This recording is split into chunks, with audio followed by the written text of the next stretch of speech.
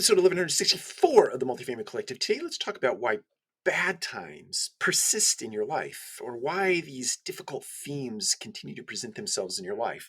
I believe that the world, this is just a fundamental belief of a simple guy.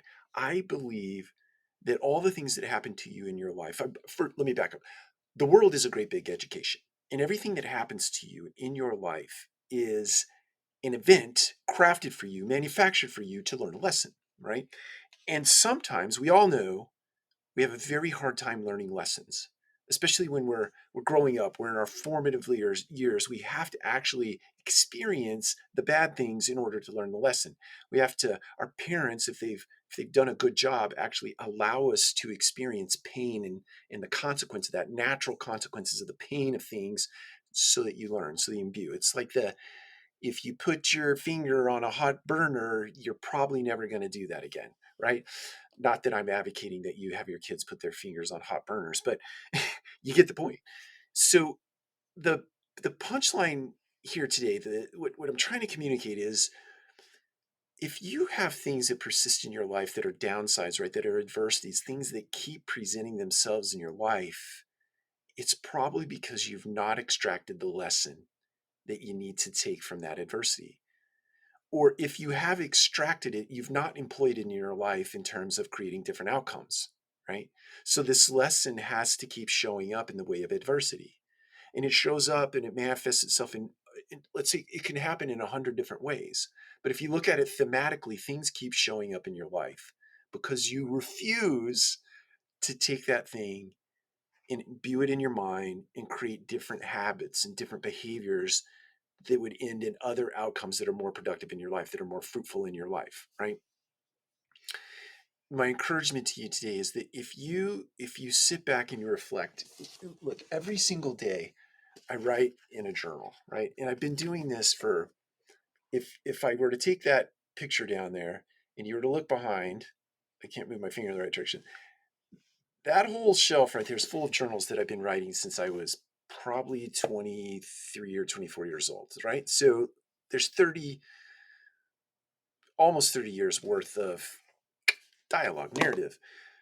One of the things that I do at the end of every day is ask myself, I literally write the question, what did I learn today?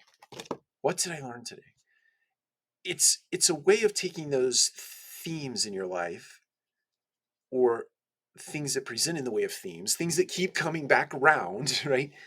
And actually putting it down in your own handwriting.